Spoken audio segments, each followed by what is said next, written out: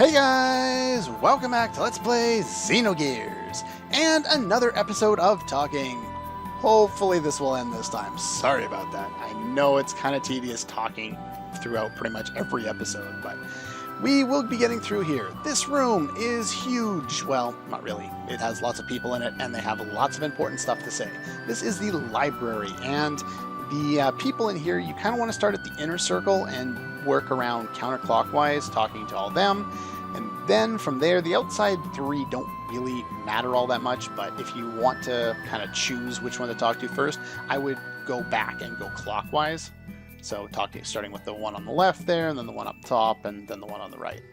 Anyway, let's get right into her and start talking, everybody. They kind of have a narrative here, so that's why you want to talk to people in a specific order. Why they did this, I don't know. It would have been nice if they just gave us a cutscene in here and revealed all the information in the right order. Anyway, at one point, Solaris and its Gazelle ministry, made up of 12 elders, dominated the world with more military might than they have presently. So yeah, if you remember the last time, we learned something about 12 anima relics. Number 12. I'll say no more. Yes, they were. Well, that's kind of horrible. They began to rebel, as is ultimately the answer to pretty much everything. This led to the Solaris-Shivat War 500 years ago. And the war unfolded 500 years ago. It's a heroic battle with freedom of the independence of the land dwellers at stake. Centered around Shivat, was successful at attacking the inner citadel of Solaris, but only with tremendous sacrifices. A new enemy appeared that even Solaris had not anticipated. That was when the nightmare began. Now, what nightmare could this possibly refer to? Diabolos. Yes, this is what they referred to last time as the Diabolos War. Sudden appearance of this mysterious army put a full stop to the battle between Solaris and Shivat, and they both started fighting, not necessarily on the same side, but they were basically, everyone was being slaughtered by these angels of death, the Diabolos. Now, they don't really explain a lot about what the Diabolos are, and it's not really mentioned a lot in the game, but I have some additional information, so we'll get to that eventually. Anyway, their idea was to slaughter pretty much everyone on the planet. Huh. Well.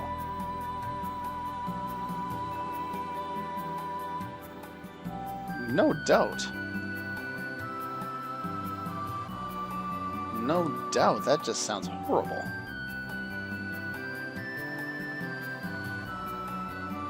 Was because the power of these giants created by God's wisdom. If you remember last time, the giants, really the thing we learned about God's wisdom is that they're the anima relics, which are these pieces of God's wisdom, or however you want to refer to them as, that are associated with, specifically with gears. They're referred to with gears, and these gears are associated with certain people.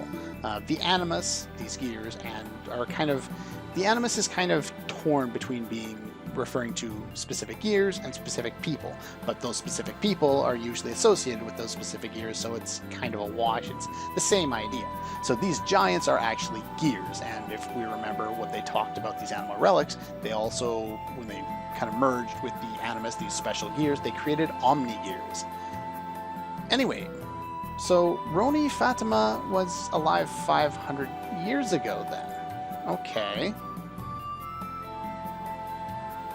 Oh, how did they do that? I guess these omni-gears are just that powerful. Wonder if I can get me one of them. Wow.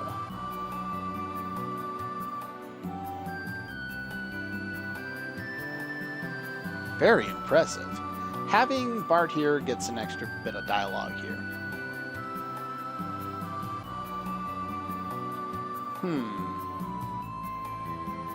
And what do you have to say? Yeah, they surpassed all other gears. They were the legendary Omni-Gears we kind of learned a little bit about. One of them is the treasure of the Ave royal family, which is currently resting somewhere within the continent of Ignis. That's very helpful. I kind of want to know where that is so I can go get it. But I can't guarantee that. Then why did you say it? Anyway, after we were able to take down the Diablos, now Diablos, they are also giants. And by giants, when they say that, they also mean gears. They're actually a prototype of something else.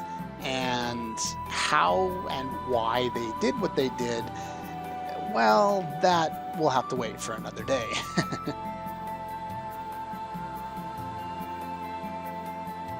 Taking along with them vast numbers of land dwellers as slaves. So yeah, basically Solaris was like, the hell with this, I'm running away. Shabbat couldn't stop them because they were still trying to fight against these guys as well.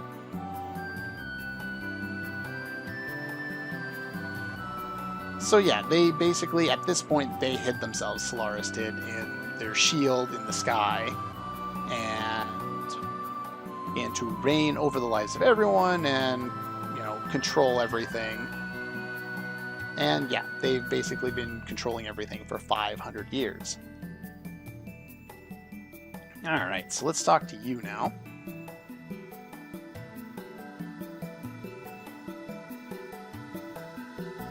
So basically Shivat took pretty much the same path, except for they didn't control anybody. They just went and hid themselves so that they could, you know, not become extinct. At the time, Shivat was being constructed at the tip of the Babel Tower. However, now it is, yeah. So yeah, basically they left that tower because they didn't want to deal with Solaris trying to gain control over them again. So basically they erected their shield and hid themselves in the sky. Alright, jump over your head, talk to you. Yeah, so yeah, they both use gates. I kind of glossed over this already, but and this is something interesting. I don't know how they managed to do this, but they erased the memory of their existence from the surface dwellers, whether through information manipulation or whatever they happened to do. Maybe that was something to do with the ethos. I'm not sure when exactly they were established, but yeah, there's definitely a lot of manipulation going on. I'm not sure if this is like a biological thing where they, you know, mind controlled everybody or what they did, but it wouldn't surprise me. Solaris seems to be capable of pretty much any evil at this point.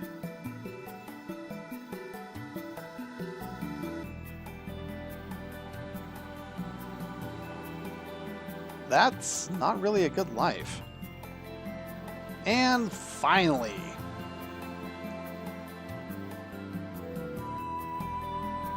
I'm not sure what the proper order of these last three on the outside are, but the other ones I think I pretty much got her down, and they're the important ones. I wanted to explain what happened with the Diablos War before we started talking about, you know, hiding ourselves after the war.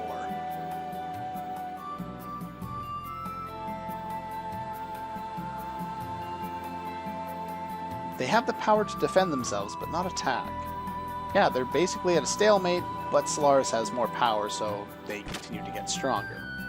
Still not as strong as they once were, but... Anyway, with that done, we have talked to everybody. Well, for the most part. Everybody interesting, anyway. And now let's head back up here. Do you see anything new? Alright, yeah. I already heard that. Let's go back and talk to the Queen again. Actually, give me one quick sec here. Okay, so I just equipped the war helms and the war mails, the armor that I got a couple episodes back, and removed everyone's accessories. And there's a specific reason for that. We'll go into that shortly here. Pretty much, you have no choice at this point. You must agree with them, or you cannot progress with the game. And as soon as you say you're going to help them, something bad happens. which is pretty much par for the course at this point. But at least that means we can do something. I know I love this story and I just love talking about it, and I enjoy the cutscenes and the dialogue, especially here in Shavat. It's so well done. But at the same time, we do need to get back into the action here. It's been quite some time. We have an intruder! The gate generator has been destroyed, which means we're screwed. How did they get in? How did they get past the gate? What is it, when we came up? Gate generation drops 70% from normal, so I guess it's at 30%? Still takes some time. What about this intruder? A lone Gebler soldier, huh?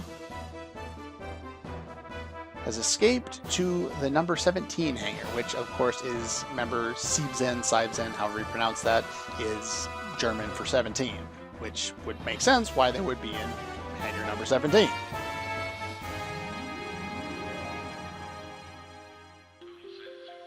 Anyway. Too dangerous to go alone. Of course not. I guess that would make sense, so someone's got to do something.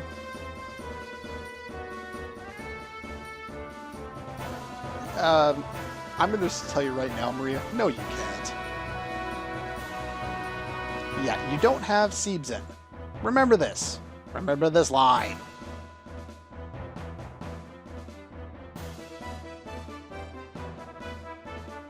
And of course the obvious volunteer goes, yes, we should go with her. Yeah, that sounds like a great idea. Yeah. And be careful out there. Now, we're stuck with these characters because obviously the other ones are not here. But anyway, let's get going. So she's going to sit there in the background and we'll kick the crap out of these enemies. I'll redo my accessories there momentarily. Yes, they want one of us to stay here. They're a secret country and they don't have combat experience. So one of us needs to guard the queen. They're not very useful guards if they can't even guard who they're supposed to guard. So yeah, one of us has to stay behind. And I recommend leaving Rico because Bart is faster. That's the only real reason. Rico is just too slow for the upcoming area. Mainly because now we have Maria in our party. And even though we were told that we do not have access, we actually do have access to Siebzen right there. And take a look at its attack and defense power versus everything else we have. And I just upgraded Weltall. And I didn't upgrade the Brigadier, but yeah. Incredible amounts of defense, incredible amounts of HP. Let's get rid of all that junk and do the same thing I'm going to do with pretty much every gear until I find something else to do with them. Magnetic coats. Now, unfortunately, agility... Oop, no, there we go. The agility on the, well, Maria in general is horrid. So giving the response is very helpful. But yeah, she's got low speed, she's got low HP, she's got crap for physical damage, as you can see, attack 57 versus 29. So yeah, she does come with some better gear than we currently have. The silver beret or beret, depending on whether it's supposed to be a hat or a hair clip thing. Yeah, so she does not have a whole lot as far as, you know, she's kind of useless, basically. Yeah, she sucks. She is easily the worst character in the game, at least in character form. Once you get access to Siebzen, another story. But yeah, you can give her whatever you want. I don't recommend giving her much of anything. She's slow, She doesn't do a lot of damage, so I'm not really worried about there. She can have this thing that blocks physical effects. She might as well keep it because I have nothing else really to give her. The reason why I unequipped their stuff there is because I wanted to change up what I had on certain people. In fact, I want to get the speed ring, which I almost never take off of Rico because he's so slow, and I want to put it on Bart there so he gets a little more speed. I want him to kind of go as fast as possible in here. You really do want speedy characters. And as far as you go, I could use the Power Crisis. Now, I haven't gone over some of these new items we've got. The Power Crisis is quite useful. Actually, I do have another idea for Maria there, but yeah, so as your HP goes down, your attack goes up. This is extremely useful late game. It's decently useful at this point, but I think I'm going to stick without it. Yamato Belt is something we also got recently. Max HP up by 25%. I'm actually going to give that to Maria because she does need the additional stuff there. She just doesn't have nearly enough. Yeah, the Gallant Belt, no longer all that useful. I don't think there's anything else particularly useful I can give to you, so I'm actually going to give you the Power Crisis, just so that somebody has it, because it does increase your damage as your HP goes down, and we're going to take damage, because that's kind of the nature of the game. Alright, so it doesn't increase her base, whatever it is, her base HP, it only affects it in battle, so she can't do anything there.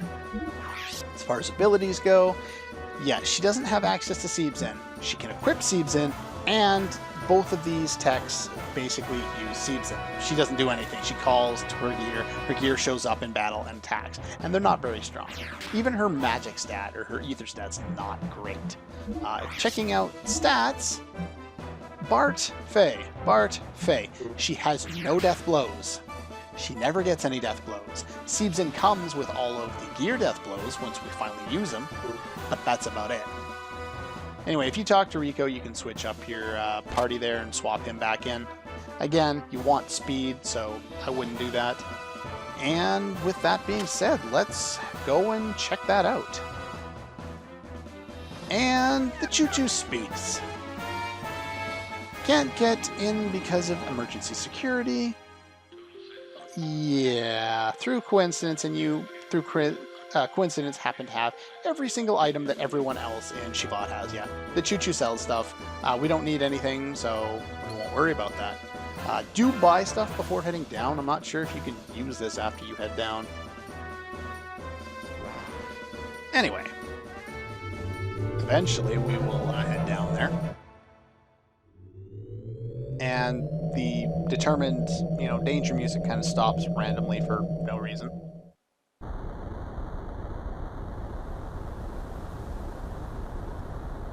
Would really be nice if we actually had music out there instead of just like gears running, or well, not gears, but like machinery running. And this one just stops.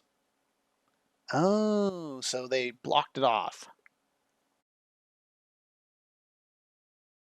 Well, there is.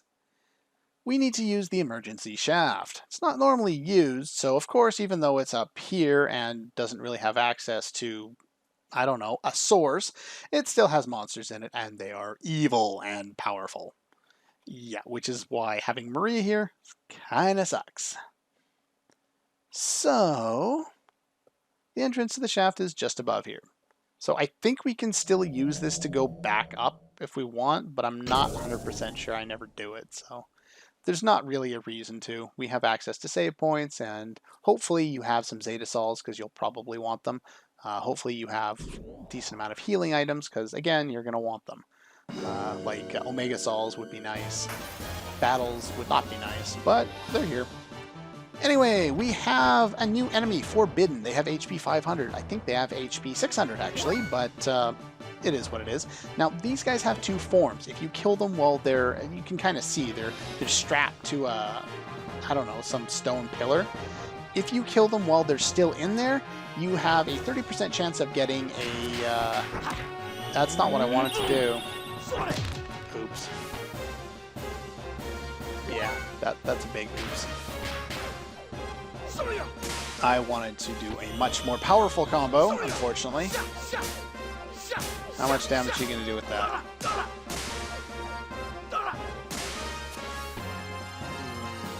not enough damage. I'm going to be in trouble here because she can do jack shit for damage. And by jack shit, I mean nothing. She is completely useless in battle. Rarely will she do more than 1 damage. Now, once they get to this point, they break out, as you can see, and they do damage equals HP loss. Please tell me I get another turn before the other one breaks out. I do not. I have done, like, almost 500 damage to this one. And I just got 1 shot because of that. So you have to be very, very careful with these guys. So I'm just going to go for the weak combo there because he's almost dead anyway. And I'm going to use Maria to revive since that's basically her only purpose at this point. Now, like I was saying about the items there, these versions now that they've broken out of their shell, they don't drop anything. If you kill them while they're still strapped to whatever it is they're strapped to, they will have a 30% dropping, whatever that is, gold nugget, and 10% of gold bullion. So I'm going to heal first, let this guy get his next turn in, so that he won't be able to damage me all that much. God, his healing sucks. And might as well use an Aqua Salt S with you. Do a little more healing there. Bringing Billy up here might not have been a bad idea. Alright, go and attack, please. Thank you. So yeah, most of his attacks are based on, you know, how much HP he has. So I would recommend going with that combo over the XX combo because it has a better chance of hitting. Not a lot different, but if you use one with each of them, you can take down the guy in 2 attacks with these 2. So I would recommend doing it that way. Stupid pause thing.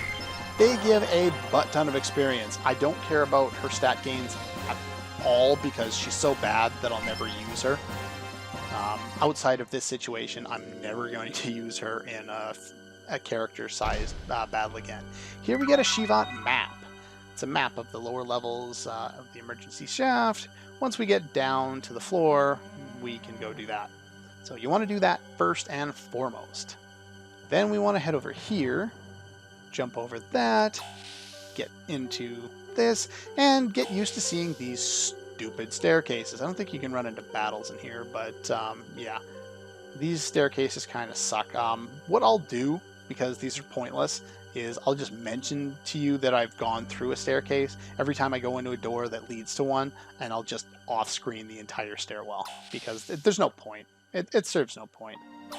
Now, let's get the map facing north there, and I believe over here, I can't remember. Give me 1 sec to check my map.